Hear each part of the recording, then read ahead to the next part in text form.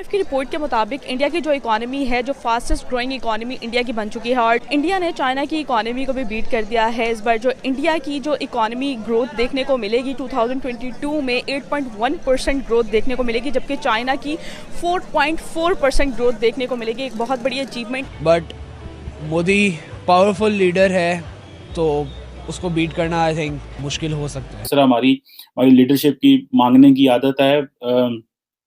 अगर इंडिया से अच्छे हालात हमारे होते तो इंडिया से भी हम मांगने में कोई शर्म महसूस ना करते, क्योंकि रिसेंटली तो पता चला था कि हमने कजाकिस्तान से भी कुछ मांग लिया है। उनकी गवर्नमेंट को सारा क्रेडिट जाता है, क्योंकि उन्होंने जो बंदे आगे रखे हुए हैं, जिनकी जो लोग हैं उनको जो उनको वोट देते हैं और उनको इतना बिलीफ है कि हम लोगों के भाई ये हमारे यही लीडर्स हैं, तो उन्हीं लीडर्स की वजह से सारी इकॉनमी ग्रो कर रही है। और उनको पता है, उन्होंने अपने उस साइड पे वो बंदे रखे हुए हैं जिनको पता है कि हमारी इकॉनमी कैसे ग्रो कर सकती है, वो चेंज नहीं करते। और हमारे वाले जो हैं वो तो फिर अल्लाह हाफिज़ है उनका। सऊदी अरब से हमें कोई रिलीफ मिलेगा, हमेशा ही वेंटिलेटर भी रखते हैं। अगर कोई भी बड़ा ब्रांड है या कोई भी कंपनी है वो चाहेगी कि इंडिया के साथ क्योंकि वहाँ की इकोनॉमी स्ट्रॉन्ग है, वहाँ की मार्केट बढ़िया। इनको लेकर के आप इस्लामाबाद में या कराची में एक अमरीकी सफारत खाने के सामने जाके अमरीका मुर्दाबाद का सिर्फ एक नारा लगाते, मैं देखूँ आप कितने बड़े गैरत के सौदागर हैं। हम पाकिस्तानियों को ये लगता है शायद दुनिया में सबसे ज़्यादा तेज़ी से इंक्रीज़ करने वाला इकॉनमी वाइज मुल्क चाइना है। तो चाइना की अगर रिपोर्ट के हवाले से बात की जाए तो वो 4.4% 2022 में इंक्रीज़ करेगा। क्या वजह है कि इंडिया इतनी तेज़ी से इंप्रूवमेंट कर। रिपोर्ट के मुताबिक इंडिया की जो इकोनॉमी है, जो फास्टेस्ट ग्रोइंग इकोनॉमी इंडिया की बन चुकी है और इंडिया ने चाइना की इकोनॉमी को भी बीट कर दिया है। इस बार जो इंडिया की जो इकोनॉमी ग्रोथ देखने को मिलेगी 2022 में 8.1% ग्रोथ देखने को मिलेगी, जबकि चाइना की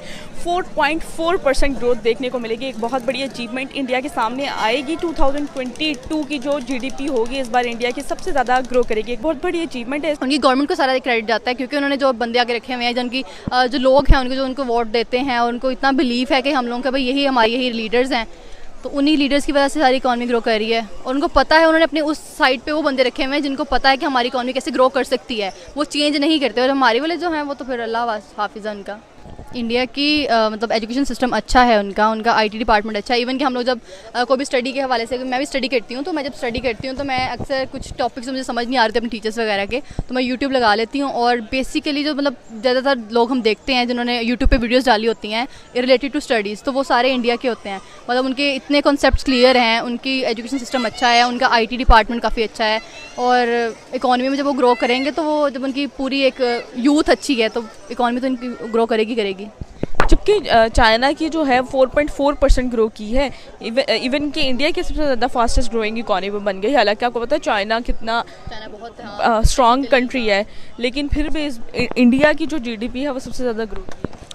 मुझे लगता है कि जो चाइना है ना, वो चाइना बेस्ड करता है उस पर, मतलब अपनी टेक्नोलॉजी पे, और जो आजकल फ़ोन्स यूज़ करते हैं हम लोग, और इन साइड पे वो ज़्यादा है। अगर हम कहेंगे सुपर पावर भी अगर चाइना है तो वो कम, ये नहीं कम, हम ये कह सकते हैं कि सुपर पावर चाइना है, तो वो उस इकॉनमी वाली साइड पे थोड़ा कम होगा। इसलिए मुझे ख्याल है कि इंडिया ज़्यादा ग्रो कर रहा है। हमारी पहले प्रेडिक्टेड थी 5 पॉइंट समथिंग, ठीक है, अब वो 4% पे आई है। अभी फिर कोई IMF ने फिर रीन्यू किया है, मेरे दोस्त एक कह रहे हैं, लेकिन ये है कि मेरा नहीं ख्याल कि हम जो है वो उसको रीच कर सकेंगे। और जो आप फैक्ट्स बता रही हैं, मैं कहता हूँ ये बहुत जो है ना एक इम्प्रेसिव किस्म की जो है वो स्ट्रेटजी थी। ऑब्वियसली बात, इकोनॉमिक स्ट्रेटजी जो है ना, उनके जो इकोनॉमिस्ट हैं उनको बहुत बड़ा जो है वो क्रेडिट जाता है। और उनके जो नेशनल असम्बली में जो उनके कानून साज हैं, जो लेजिस्लेशन कर रहे हैं, जो इन सारी चीज़ों को देख रहे हैं, जो प्लानिंग्स को देख रहे हैं, जो उनके ब्यूरोक्रेट्स हैं, टेक्नोक्रेट्स हैं, मैं उनको खराज तहसीन पेश करता हूँ। मैं समझता हूँ कि ये बहुत अच्छा इकदाम है और सीखना चाहिए, हर किसी को सीखना चाहिए। ख़ासतौर पे पाकिस्तान को तो ज़रूर सीखना चाहिए कि हम किस तरह से अपनी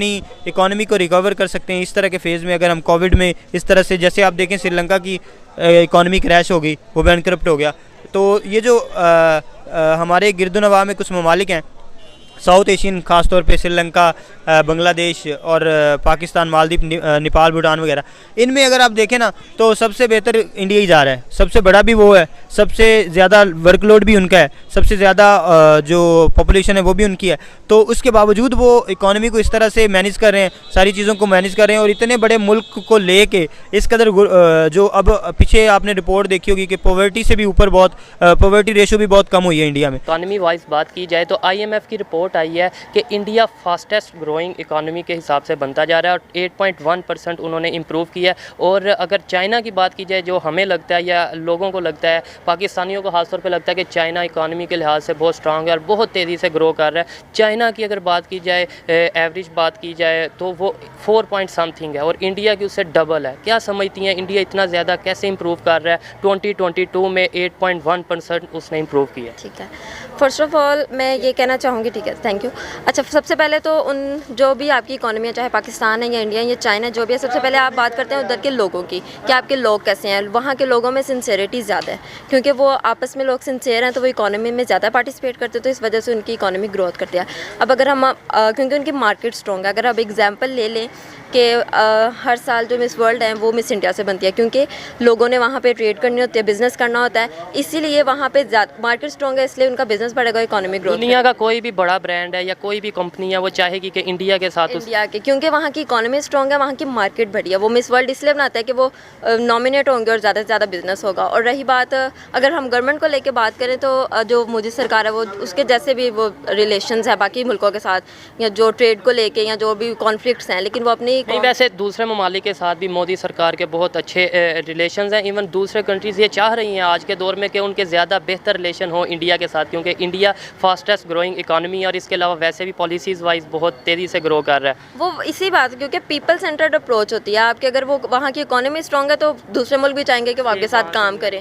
वह और उसने मोदी सरकार ने अपने लिए कौम के लिए भी वैसे भी बहुत काम किया है, तो मेरे ख्याल से कि वो यही वजह है कि चाइना की निस्बत इस दफ़ा उसने जो आपने परसेंटेज बताई है उसने ग्रो किया है, क्योंकि वहाँ की इकोनॉमी और उसके लोगों पे डिपेंड करता है कि वो किस तरह अपने मुल्क के साथ। सर, हमारी लीडरशिप की मांगने की आदत है।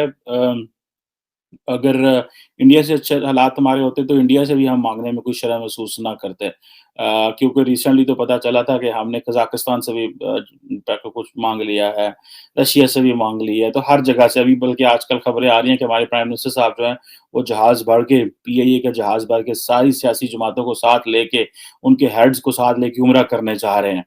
और पाकिस्तान में बड़ा शोर मचा हुआ है इस हवाले से। खैर, नहीं है, वो एक डिफरेंट टॉपिक है।